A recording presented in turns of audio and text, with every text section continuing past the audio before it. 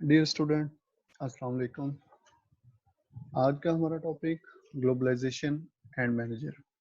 हमने इसमें ये चीज़ें डिस्कस करनी है कि ग्लोबलाइजेशन क्या है और मैनेजर का जो है वो रोल क्या होता है। आप अपना जो है बुक पेज 56 जो है वो ओपन कर लें ताकि हम उसको प्रॉपरली चीज़ें जो है वो देख सकें। आपके पास नोट्स जो है बुक की फॉर्म में अवेलेबल होंगे।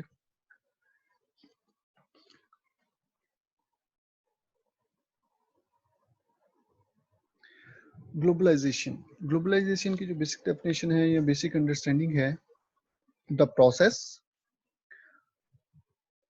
by which business or other organization develop internationally, influence or start operating on an international scales। अगर हम ग्लोबलाइजेशन की बात करते हैं तो ग्लोबलाइजेशन में क्या है, people and goods move from one place और one country to another country.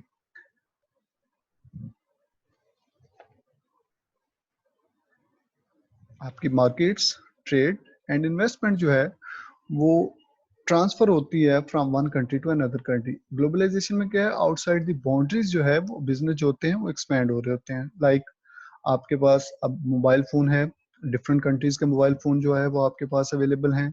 McDonald की डिफरेंट ब्रांचेज़ यहाँ पे हैं, केएफसी की डिफरेंट ब्रांचेज़ अवेलेबल हैं, इंटरनेशनल ब्रांड जो हैं वो आपके पास अवेलेबल हैं। इट्स मीन कि ये हुआ है ड्यू टू ग्लोबलाइजेशन। ग्लोबलाइजेशन कि आपकी जो है बिजनेस जो है वो एक्सपैंड हुआ है, बिजनेस जो है वो मूव हुआ है from one country to another country. ठीक है,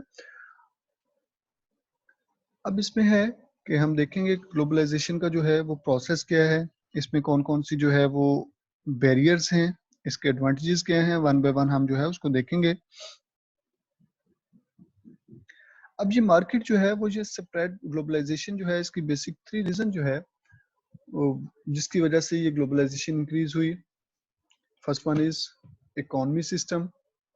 देन हमारे पास यहाँ पे जो है वो डिफरेंट इंटरनेशनल बैरियर जो हैं, ट्रेड बैरियर वो रिमूव किए गए, जिसकी वजह से जो है वो आपका इन्वेस्टमेंट अपॉर्चुनिटीज बढ़ी। एफडीआई, फॉरेन डायरेक्ट इन्वेस्टमेंट जो है from one country to another country जो है वो इजीली मूव हो सकती है, प्रोडक्ट तो आप इजीली ट्रांसफर कर सकते हैं। ठीक है, देन आपकी ट्रांसपोर्टेशन कॉस्ट जो है वो भी मिनिमाइज हुई ग्लोबलाइजेशन की वजह से, जिसकी वजह से आप जो है वो अपने बिजनेस को जो है वो एक्सपेंड करना चाहते हैं। ठीक है, इन 21st सेंचुरी जो है इसका बहुत इंपॉर्टेंट रोल है। ठीक है, कस्टमर, क्लाइंट, मार्केटिंग, प्रोडक्ट के पॉइंट ऑफ व्यू से तो मैनेजर को जो है ये सारी चीज़ें जो है वो अपना बिजनेस एक्सपेंड करने के लिए जो है वो अपनी प्रोडक्ट जो है वो उनको लॉन्च करने के लिए, प्रोडक्ट की जो है वो सेल्स इंक्रीज करने के लिए जैसे ग्लोबलाइजेशन का कंसेप्ट जो है इसको अंडरस्टैंड करना जरूरी है। ग्लोबलाइजेशन 21st सेंचुरी के साथ जो एंटरप्रेन्योर का कंसेप्ट जो है वो भी बहुत जो है वो डेवलप हुआ है। बीइंग एंटरप्रेन्योर, आप अपना बिजनेस जो है वो स्टार्ट कर सकते हैं with in any country. Outside the boundaries आप अपना बिजनेस जो है किसी और कंट्री में स्टार्ट कर सकते हैं, अपनी फ्रेंचाइजी जो है वो ओपन कर सकते हैं। ये है due to decline in trade barriers. पहले क्या था कि कुछ रिस्ट्रिक्शंस थी, कुछ ट्रेड बैरियर्स थे, जिसकी वजह से जो है वो कंट्री जो है वो अपना बिजनेस जो है one country to another country easily जो है वो मूव नहीं कर सकती थी। ठीक है, तो अब ये जो बैरियर्स खत्म हुए, कॉस्ट जो है वो मिनिमाइज हुई। जैसे फॉर एग्जांपल आप सीपैक की बात करते हैं तो सीपैक क्या है, सीपैक में एक कंसेप्ट है कॉस्ट मिनिमाइजेशन का, कि चाइना जो है इस रूट के थ्रू जो है अपनी प्रोडक्ट की कॉस्ट उसकी मिनिमाइज हो जाएगी। तो सिमिलरली यहाँ पे भी वही है कि आपका जो है कंसेप्ट कि आपकी कॉस्ट का मिनिमाइजेशन का कंसेप्ट भी है, जिसकी वजह से आपकी कॉस्ट मिनिमाइज होती है। ट्रांसपोर्टेशन कॉस्ट है कि आप कोई प्रोडक्ट जो है उसको आउटसाइड द बाउंड्रीज जो है वो लॉन्च कर रहे हैं तो उसके ऊपर कॉस्ट कितनी है, तो इस ग्लोबलाइजेशन की वजह से जो है वो प्रोडक्ट कॉस्ट भी जो है वो मिनिमाइज होगी। देन मार्केट इकोनॉमी की अगर हम बात करें तो इसमें जो है टू टाइप्स ऑफ इकोनॉमी होती हैं। First one is market economy, दूसरी सोशलिस्ट इकोनॉमी। अगर मार्केट इकोनॉमी की बात करें तो जितना भी बिजनेस है मार्केट में वो प्राइवेटली ओन्ड होता है, उसमें गवर्नमेंट का रोल प्ले जस्ट ये है कि गवर्नमेंट ने जस्ट रूल्स एंड रेगुलेशन बनाने हैं। उसमें जो प्राइसेस हैं वो प्राइसेस टू फोर्सेस से सेट होती हैं, सप्लाई एंड डिमांड से। ठीक है, मार्केट इकोनॉमी जो है, प्राइवेट बिजनेस जो है, बिजनेस जितने भी हैं वो प्राइवेटली ओन किए जाते हैं। उसमें प्राइसेस जो है वो जो है वो फोर्सेस के इंटरेक्शन से सप्लाई एंड डिमांड के साथ जो है, सप्लाई एंड डिमांड का आपने लॉ पढ़ा होगा। सप्लाई एंड डिमांड जहाँ पे जो है वो क्रॉस करती हैं, वहाँ पे हम कहते हैं जी हमारे पास यहाँ पे मार्केट का इक्विलिब्रियम है। ठीक है, तो price and supply and demand का जो होता है वो अफेक्ट होता है प्राइस की डिटर्मिनेशन में। ठीक है, देन गवर्नमेंट जो है वो मार्केट इकोनॉमी जस्ट इंश्योर करवा रही होती है कि कंपटीशन रहे। ठीक है, फ्री मार्केट हो, ओपनली इंटर हो सकते हैं, ओपनली आप उसमें वहां पे ट्रेड कर सकते हैं। ठीक है, या वहां पे सिर्फ ओपन मार्केट में, मार्केट इकोनॉमी में गवर्नमेंट का रोल इतना है रूल्स एंड रेगुलेशन बनाना और उनको फैसिलिटेट करना। But on the other hand जब हम बात करते हैं सोशलिस्ट इकोनॉमी की, तो मोस्टली जो बिजनेस है वो गवर्नमेंट ऑन करती है। ठीक है, most business are owned by state. अब वहां पे क्या है, ज्यादातर एक्टिविटीज जो है वो गवर्नमेंट जो है वो उसमें रोल प्ले कर रही होती है। प्राइस सेटिंग में जो है वो रोल प्ले कर रही होती है। गवर्नमेंट जो है ये प्लान कर रही होती है कि आपने क्या प्रोड्यूस करना, उसकी क्वांटिटी क्या होगी और किसके लिए होगी।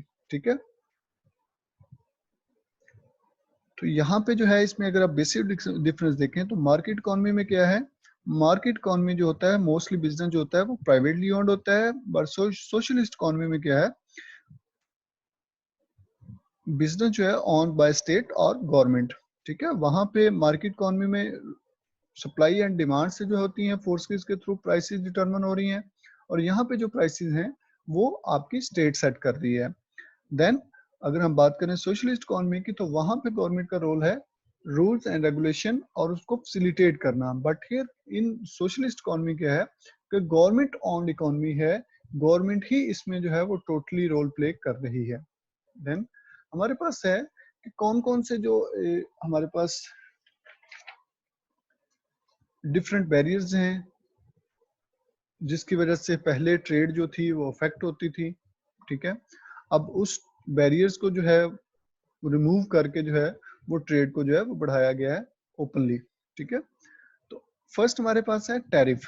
टैरिफ में क्या है कि गवर्नमेंट जो होती है टैक्स इंपोर्ट कर देती है ऑन इंपोर्ट्स। इंपोर्ट्स जब आप किसी फॉरेन कंट्री से कोई भी प्रोडक्ट मंगवाते हैं तो उस पर जो टैरिफ जो आते हैं, टैक्स इंपोर्ट किया जाता है, उसकी वजह से उस प्रोडक्ट की प्राइस इंक्रीज हो जाती है, जिसकी वजह से जिस कंट्री में आप प्रोडक्ट अपनी इंपोर्ट कर रहे हैं या जिस कंट्री से आप प्रोडक्ट इंपोर्ट कर रहे हैं as compare to that country जहां से आप इंपोर्ट कर रहे हैं, वहां तो प्रोडक्ट की प्राइस कम थी। बट जैसे ही आपकी कंट्री में वो प्रोडक्ट इंटर हुई, टैरिफ जो है टैक्सेस की वजह से जो है वो प्राइस उसकी इंक्रीज होगी। फॉर एग्जांपल आप कोई भी व्हीकल जो है वो फॉरेन कंट्री से इंपोर्ट करवाते हैं, कोई भी गाड़ी इंपोर्ट करवाते हैं, तो वहां पे जो आपका इंपोर्ट्स टैक्स है और इंपोर्ट ड्यूटी है वहां पे जो है वो इतनी पड़ जाती है जिसकी वजह से उसकी प्राइस इंक्रीज हो जाती है। ठीक है, तो फर्स्ट जो था इसका इफेक्ट टैरिफ था जिसको रिमूव किया गया। देन हमारे पास कोटाज थे।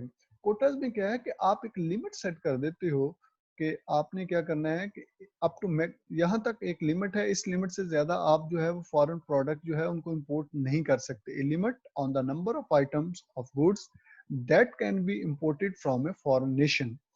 फॉरेन नेशन के पॉइंट ऑफ व्यू से इसमें इसमें कोटा में ये है कि आप लिमिट कर देते हो कोई भी प्रोडक्ट जो है। अगर आपने फॉर एग्जांपल कॉस्मेटिक की है तो कॉस्मेटिक में आप लिमिट लगा देते हो कौन कौन सी प्रोडक्ट जो आपने इंपोर्ट करनी है। आपकी फार्मास्यूटिकल है तो फार्मास्यूटिकल में भी आप लिस्ट लगा देते हो, एक लिमिट सेट कर देते हो कि इससे ज्यादा हम कोई भी प्रोडक्ट फॉरेन कंट्री से इंपोर्ट नहीं करेंगे। अगर आप फॉरेन कंट्री से इंपोर्ट करना शुरू कर देते हैं तो आपकी अपनी लोकल जो है कंट्री जो है उसकी लोकल मार्केट जो होती है उसमें जो प्रोडक्शन होती है उस पर अफेक्ट होता है। Then regional trade agreement. अब क्या है कि एक एग्रीमेंट है,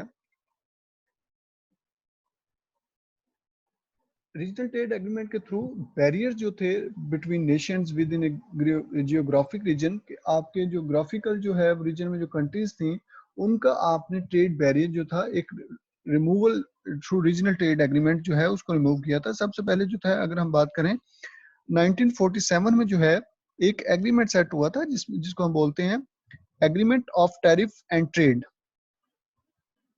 देन इसको जो है वो रिमूव किया गया था वर्ल्ड ट्रेड ऑर्गेनाइजेशन के थ्रू, जिसमें जो है ओवर 120 कंट्री जो थे उसके मेंबर था वर्ल्ड ट्रेड ऑर्गेनाइजेशन जो थी। उसके उसमें जो है उसमें ये कहा गया था कि आप फ्रीली जो है वो प्रोडक्ट जो है वो ट्रांसफर कर सकते हैं, ठीक है। आप ग्लोबलाइजेशन के कंसेप्ट के थ्रू अपनी ट्रेड जो है वो इंक्रीज कर सकते हैं। देन इसको जो है वो कन्वर्ट किया गया था रीजनल ट्रेड एग्रीमेंट में। रीजनल ट्रेड एग्रीमेंट में क्या है, to remove barriers to trade and foreign direct investment between Nations.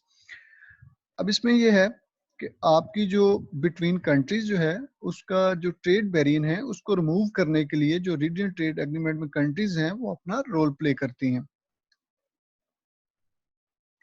European country जो है progressively remove barriers to trade, investment and labor flaws between members nations. Then North American Free Trade Agreement है between the United States, Canada and Mexico.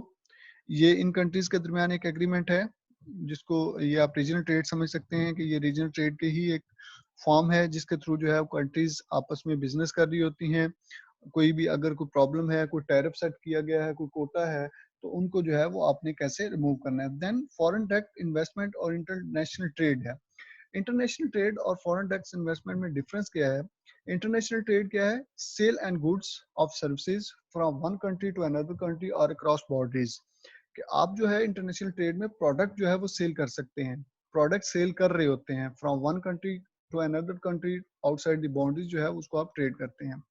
अगर हम foreign direct investment की बात करें तो directly जो कंट्रीज हैं उन्होंने इन्वेस्टमेंट की होती है अदर कंट्रीज। फॉर एग्जांपल अगर चाइना की बात करते हैं तो चाइना ने हमारे डिफरेंट प्रोजेक्ट में बहुत सारी इन्वेस्टमेंट की है, तो ये हमारे पास एफडीआई है, फॉरेन डायरेक्ट इन्वेस्टमेंट है। इसी तरह यूएस बेस्ड हमारे पास यहाँ पे बहुत सारी जो है वो प्रोजेक्ट हैं हमारे पास जो है वो। उसके बाद जापानीज कंपनी जो है उनकी इन्वेस्टमेंट है, चाइना की है। तो मेजर जो इन्वेस्टमेंट होती है जो फॉरेन कंट्री से आप जो है एफडीआई की फॉर्म में किसी कंट्री में अपना बिजनेस स्टार्ट करते हैं तो उसको हम बोलते हैं फॉरेन डायरेक्ट इन्वेस्टमेंट। वहां पे आप बिजनेस ऑपरेशन स्टार्ट करते हैं, अपना जो है मैन्युफैक्चरिंग यूनिट जो है वो स्टैब्लिश करते हैं, अपना प्लांट जो है वो लगाते हैं। बट जब इंटरनेशनल ट्रेड की बात हम करते हैं तो इंटरनेशनल ट्रेड में क्या है कि आप प्रोडक्ट जो है और सर्विस जो है वो ट्रांसफर कर रहे हैं, ठीक है।